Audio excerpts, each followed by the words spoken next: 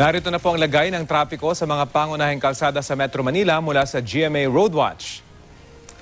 Ang nakikita niyo po ngayon ay live na kuha sa may EDSA Cubao. Yun pong nasa kaliwa ay mga patungo sa monumento, habang yung nasa kanan ay mga patungo sa Makati. Sa ngayon po ay medyo mabagal yung daloy ng mga sasakyan pagkayo galing sa Quezon City at patungo sa direksyon ng Makati at Ortigas. Yan po yung papasok sa may Cubao Underpass.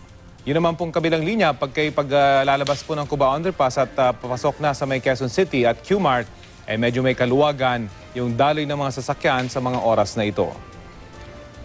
Iniuulat naman ng ating Wazers ang trapiko sa may bahagi ng Osmeña Highway papunta ng Maynila. Sa ngayon po ay pulang-pula. 9 kilometers per hour lamang po yung average speed na i-report ng ating mga Wazers. Mula po yan sa may EDSA hanggang kayo makarating na diyan po sa may bahagi ng Maynila. 9 kilometers per hour lamang po yung average speed ng ating mga Wazer.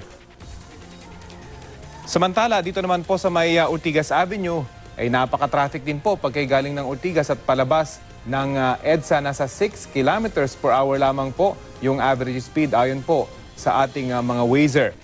Kung atin pong i-zoom out yung ating mapa at kumustahin naman natin yung kalagayan ng EDSA sa mga oras na ito. Naku, pulang-pula po yung lagay ng EDSA pagkayo po'y galing ng Quezon City at patungo sa direksyon ng Ortigas. Yan po yung southbound ay matraffic po ayon sa ating mga Wazer. At pagkayo galing naman po sa may bandang Pasay at patungo sa direksyon naman ng Ortigas, yung northbound naman po ang matraffic ayon po rin po sa ating mga Wazer. Yan po ang latest mula sa GMA Roadwatch. Magplano para sigurado, I am ready. Serbisyong totoo ng GMA News.